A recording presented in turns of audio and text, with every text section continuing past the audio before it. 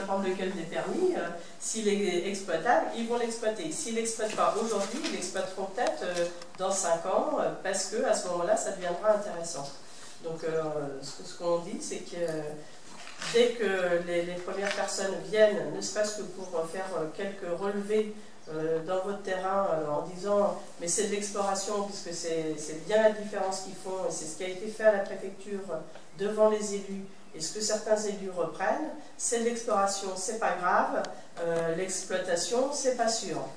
Dès l'exploration, il peut y avoir l'exploitation. Donc à partir de ce moment-là, pour nous, le collectif, on est contre le fait que les gens viennent, même s'ils sont très gentils, viennent ne serait-ce que chercher une poignée de terre dans le terrain, parce que c'est le début.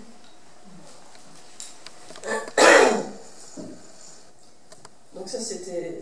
Bon, après, on passe sur les risques environnementaux, les conséquences de l'exploitation par rapport à l'eau, etc. Mais Jean-François va peut-être en parler davantage.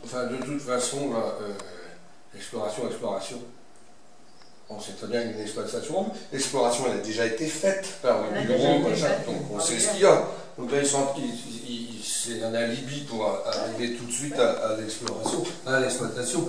C'est pour faire monter en bourse là. Voilà, et en fait, c'est une grosse affaire boursière aussi. On voit bienvenue dans le monde capitaliste, libéral, sans compter foncier, etc. J'ai du mal à rester assis, hein, pour ça, excuse-moi. Vas-y, tu peux enrouler. Et donc c'est une grosse affaire, et à plusieurs, je pense qu'elle est à plusieurs niveaux, et on en découvre à chaque fois un strate supérieur à chaque information que nous avons. Alors, là j'ai récupéré, pour vous dire que maintenant nous avons en fait trop d'informations. Avant, on n'en avait pas assez, on cherchait, maintenant on a trop, on croule sous les informations concernant les impacts de ces projets. Et là, j'ai récupéré un suivi d'impact réel de la recherche minière, le cas de la Porte-aux-Moines, c'est ce que Samuel nous a diffusé, avec des informations colossales dedans, un schéma de procédure de contestation d'un projet qui peut être fait avec cette étude-là. Les informations, on en a trop. Et là, le sujet que je vous présente, là, c'est l'approche de la problématique minière par l'eau. L'eau qui est un grand sujet, puisque là, sur le territoire que l'on voit, après, là, sur les 25 communes, vous situez la zone, il y a énormément de sources à cet endroit-là. Et toutes ces communes sont concernées, mais vas-y à la suivante. Voilà, c'est la naissance de nos rivières bretonnes. Hein. On a le Trieux qui est là, le Jodi, le Blavet, donc il va le Véguère, l'Aulne et le Yolet. Et le Doron aussi qui passe là. Donc sur cette commune, il faut dire, comme a dit monsieur là, c'est un endroit très sensible. C'est notre château d'eau. Et vous allez voir les impacts que peut avoir une mine sur un endroit aussi grave. Pour confirmer la vulnérabilité, la particularité de la zone, il faut savoir que cet endroit est au partage de 3, ça s'appelle bassin versant, mais lignes de partage des eaux. C'est particulier, mais il y a 3 lignes de partage des eaux qui arrivent à cet endroit-là. C'est-à-dire qu'un projet dans cet endroit peut impacter la côte nord, la Manche, le sud, l'Atlantique, et à l'ouest, la baie de Brest. Particulier, hein? Et nous allons voir comment. Donc, le système des eaux est un système très particulier qui est un petit peu mystérieux, et c'est comme d'autres problèmes, comme c'est sous nos pieds, on ne veut pas en entendre parler, et surtout, il ne faut pas aborder le sujet parce que ça ne vous concerne pas surtout, et ça serait grave si vous vous y penchez dessus, mais c'est un système qui nous permet de récupérer notre eau potable, et c'est une partie importante de notre alimentation, de notre vie. Hein. Vous l'avez au robinet, vous l'avez sous la douche, vous l'avez toute. Et donc cette eau, c'est de l'eau de pluie principalement, mais aussi de l'eau, dans ce cadre-là, de l'eau qui vient de nos sources, comme tu l'as dit tout à l'heure, de l'eau qui vient de nos sources, qui vient de très très loin. Les permis, alors il en manque un parce que depuis il y en a d'autres, mais c'était les 3 permis, donc Merliac, Silfiac et Locquenvel, sont, et le nôtre encore, enfin le nôtre si peut-être, celui de Locquenvel en tout cas, a une particularité qui se trouve au point de reliance de 5 masses d'eau différentes. Alors, dans le cas de zones fracturées, on ne parle pas de nappe d'eau, mais on parle de masse d'eau. Ce sont des... Et c'est une étude du BRGM qui nous le présente. Soi-disant, elles sont différenciées. Voire peut-être pas. Mais en tout cas, ce qui nous a semblé, c'est que la particularité de l'endroit, donc avec les bassins versants, avec les partages des eaux, avec les rivières que l'on a dessus, avec les masses d'eau qui sont en dessous, sont une réalité géologique et hydrogéologique, mais d'une fragilité maximum. Faire un trou à cet endroit-là, nous allons voir, ça peut avoir de gros dégâts. Donc voilà, les masses d'eau qui le partagent, donc Lannion, Guingamp, Paimpol, Carré, Lorient, donc Pédernec est tout à fait concerné.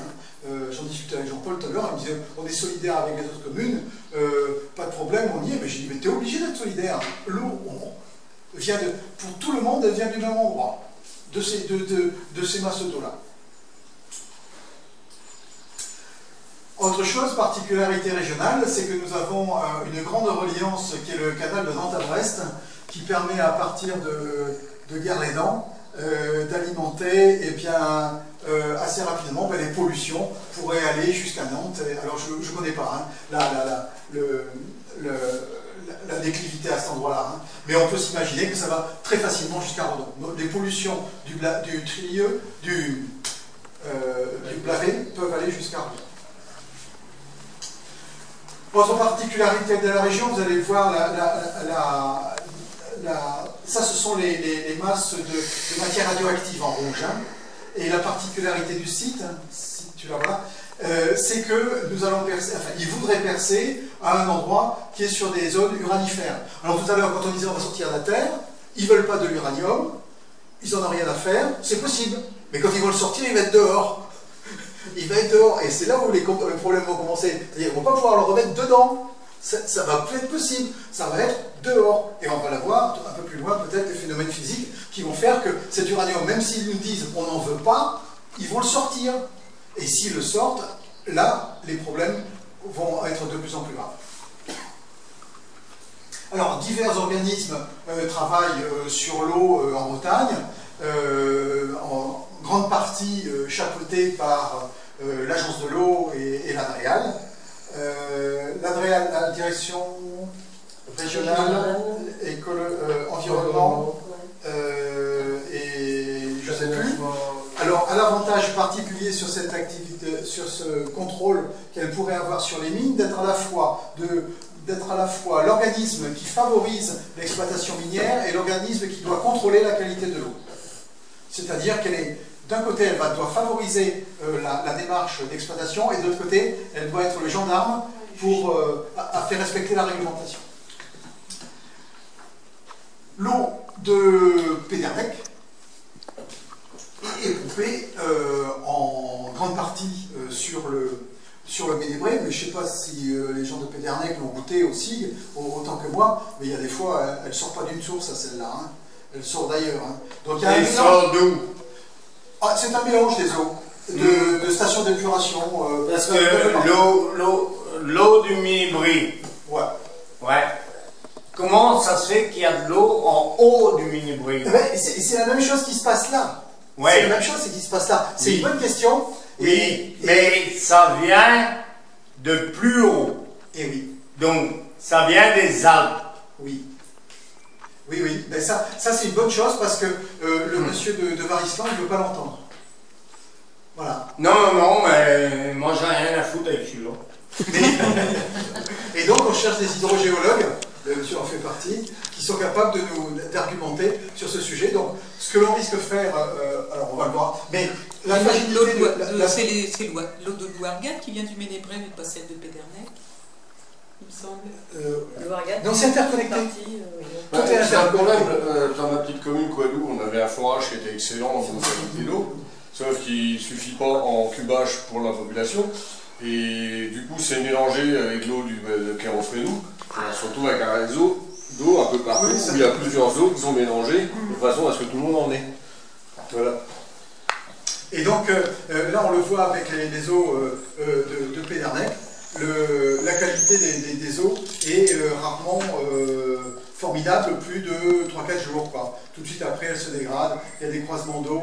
On voit bien que ce ne sont pas des eaux de source. Hein. Il y a des jours, c'est pas des eaux de source. Le pH peut partir de 5 à 7,5. En 2 jours, il a varié. Ça va très très vite.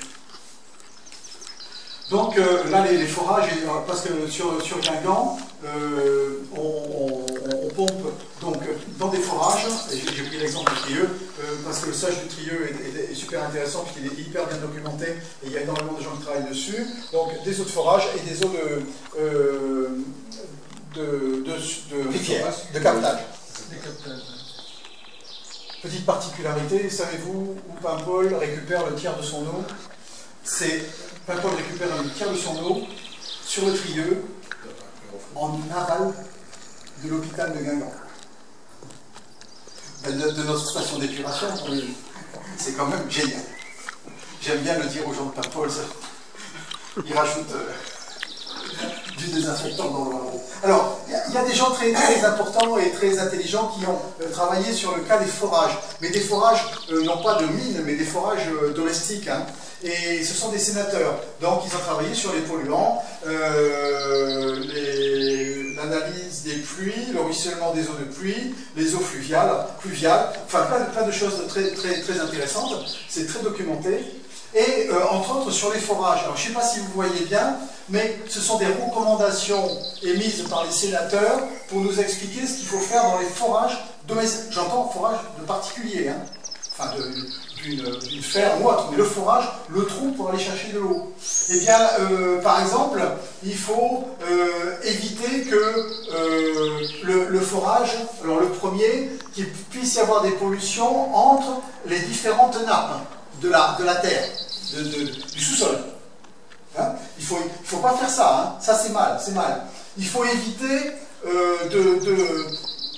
d'arrêter un forage, mais de le recouvrir de terre et de lui permettre à ce que des pollutions arrivent par la surface. Ça c'est pas bien non plus. Hein. Il faut éviter que dans les forages en service, il y ait des fuites dans les tubes. Entre les différents, il y ait des communications entre les différentes nappes. Hein. C'est très grave aussi. Hein. Et puis, il faut éviter d'abandonner les forages sans précaution. Quoi. Voilà. Ça, ce sont les sénateurs qui disent ça. Hein, pour un forage chez vous. Voilà. Et on va voir ce qu'est une mine après. C'est ça une mine. C'est un trou.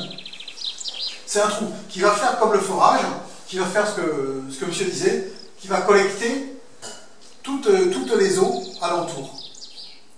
Et ces eaux qui vont arriver au pied de la mine, dans le puisard, il va falloir les évacuer. Et c'est là où le problème va devenir plus important. Cette mine-là, que l'on va... Alors elle sera comme celle-là, peut-être, ou pas, mais en tout cas, c'est le schéma principal d'une mine type, avec les communications entre les différentes galeries qui puissent être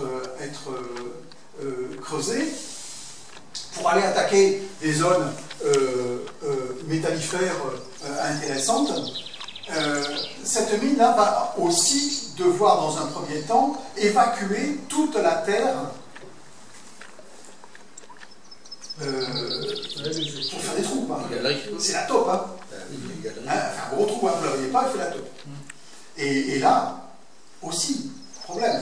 Ce métal qui va être excavé va augmenter de volume. Alors la société nous dit, mais on va reboucher les mines autant qu'on va pouvoir pour éviter d'avoir trop de minerais de matière à la surface. Sauf que le minerai, quand on le remue, augmente de volume et on ne peut pas tout remettre, on est obligé d'en sortir.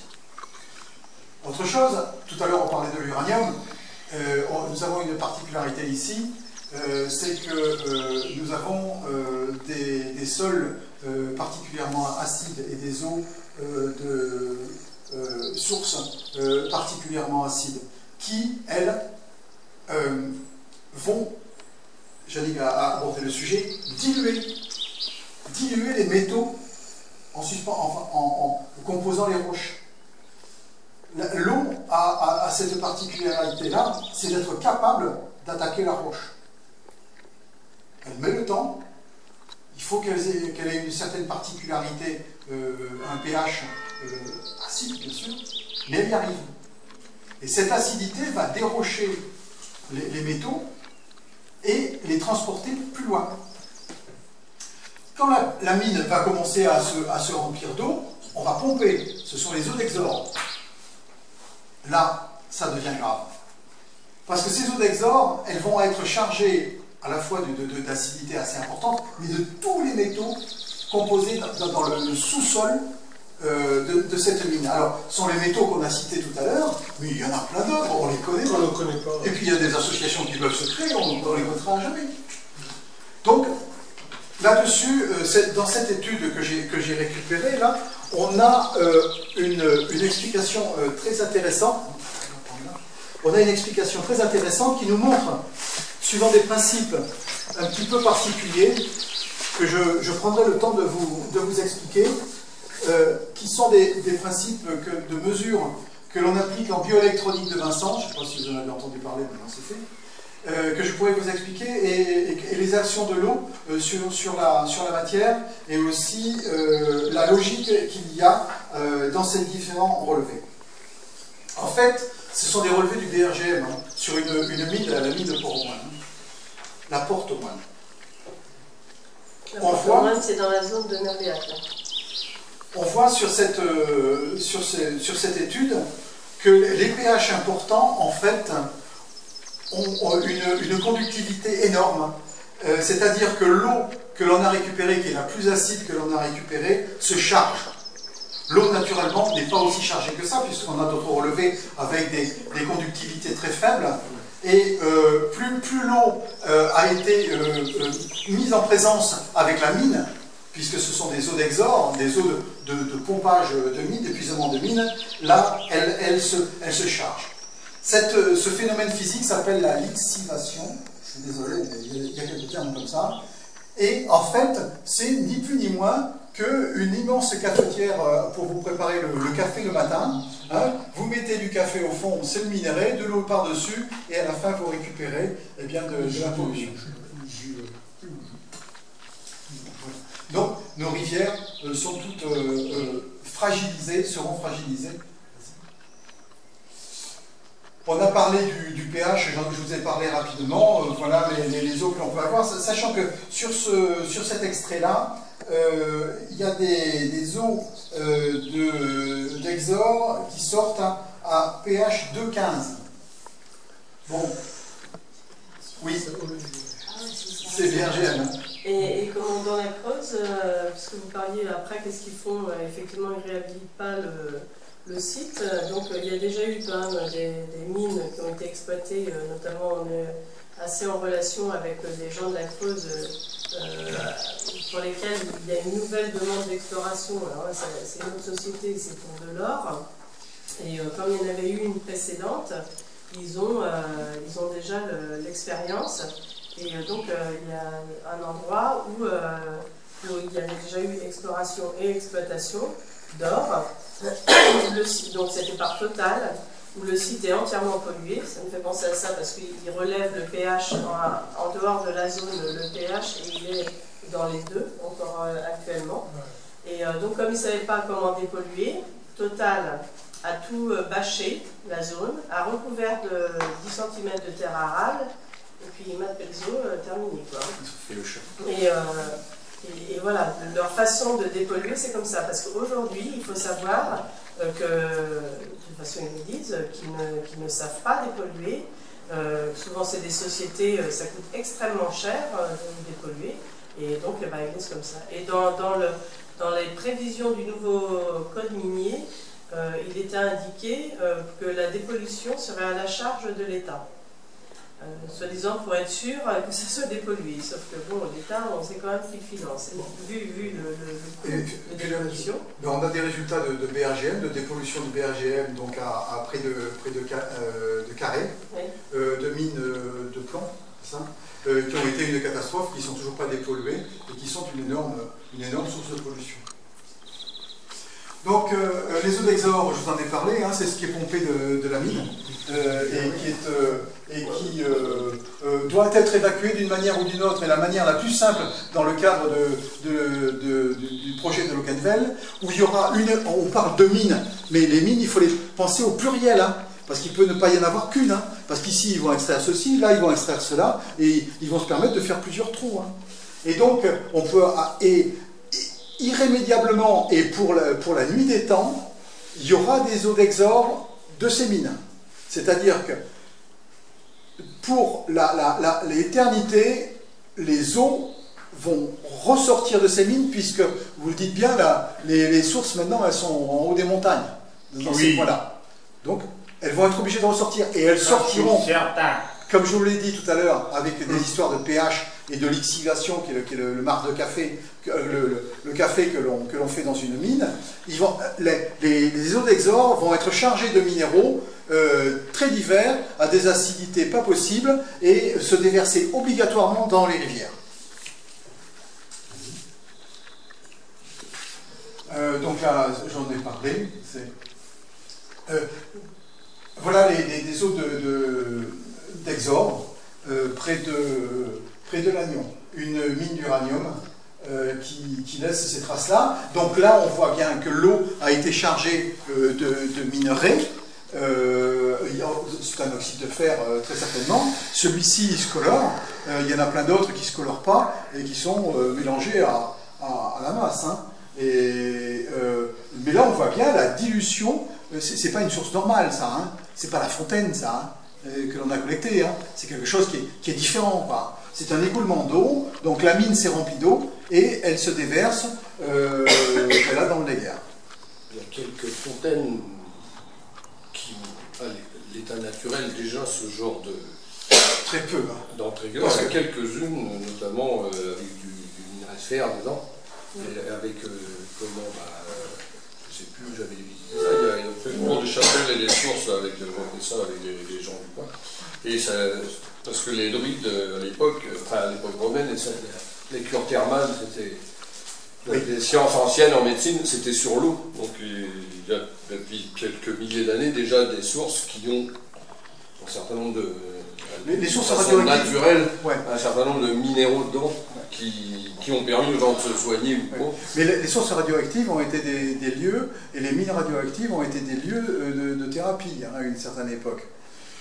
C'est une manière de voir les choses aussi. Donc voilà, à côté de Lannion. Donc là-dessus existe toute une panoplie de sociétés qui sont capables de travailler sur la gestion de ces mines, avant mine, après mine, et qui ont un business de ce côté-là assez important pour permettre de revenir à un état normal, qu'ils disent, parce qu'apparemment une mine propre n'existe pas, mais une après-mine propre ne peut pas exister non plus. Donc vous trouverez sur Internet ce genre de société assez performante certainement, mais tellement... Enfin, je pense qu'ils peuvent rendre acceptable un lieu, mais ils ne peuvent pas le rendre propre. Alors ça c'est pour avoir un petit peu d'humour. Hein. Voilà. Sur le sujet. Les travaux miniers donc, sont des travaux de layonnage, c'est la prospection en ligne, hein, prospection aérienne et travaux aussi pour l'exploitation avec des infrastructures routières, des infrastructures de réseau électrique et des modifications du paysage. Il faut savoir que là, quand ils vont creuser, ils vont sortir de la matière. La matière, il va falloir la stocker. La stocker où? On va faire une autre montagne. Il faudra prendre des photos de paysage. Ils ne rempleront jamais. Ouais. Et, non, et le stérile, ça c'est un joli mot ça. Le stérile, parce que le stérile, en fait le terme stérile c'est stérile de tous les minéraux dont je n'ai pas besoin. C'est ça, hein? Non, stérile, c'est... Oui, stérile de tous les minéraux dont je n'ai pas besoin. Mais il peut y avoir de l'uranium dedans, il peut y avoir... Et il y aura, inévitablement. Donc, il y aura de l'arsenic, inévitablement. Alors l'arsenic avec une bactérie, hein, il va se diluer dans des eaux un petit peu particulières, donc il peut y avoir des modifications dont apparemment les spécialistes, même les mieux informés, doutent parce que chaque cas est un cas particulier. Donc nous on est à la ramasse de ce côté-là, mais donc tu peux parler des gens que tu as rencontrés à Paris. Ah oui, les gens de... Non mais essentiellement ils disaient que ici, de toute façon la structure du sous-sol... C'est un groupe d'ingénieurs géologues. Ouais, voilà, donc c'est Ingénieurs sans frontières, donc c'est plein d'ingénieurs en fait, qui disent qu'en fait il faut ouvrir la technique pour qu'elle garde un sens.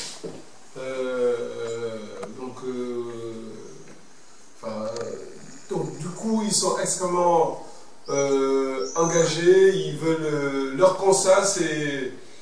Enfin, le constat qu'ils faisaient, ils disaient, est-ce que vous avez déjà vu un film sur une mine actuellement qui s'exploite? Non, il n'y a pas de film, il n'y a pas d'image. Il n'y a pas d'image dans le sous-sol, là. Il y a des grèves en Afrique du Sud. Hein? Il y a des grèves de mineurs en Afrique du Sud. Oui, exactement. On demandait à être payé. Oui, mais c'est On extérieur. leur tire dessus. Exactement. Au Chili. Mais il n'y a pas de film, il y a pas mal de total, et ils disent que faut un moment ouvrir la technique pour qu'elle garde un sens. Donc, moi, je les pousserai un peu plus à dire d'enlever leurs avis des techniciens pour redevenir des humains tout court, quoi. Mais ils sont très intéressants parce qu'en fait, ils disent que les gens qui commencent par dire que en fait, la mine ne crée pas d'impact, on ne peut pas travailler avec eux. Parce que c'est ce qu'on a fait depuis des années et des années encore.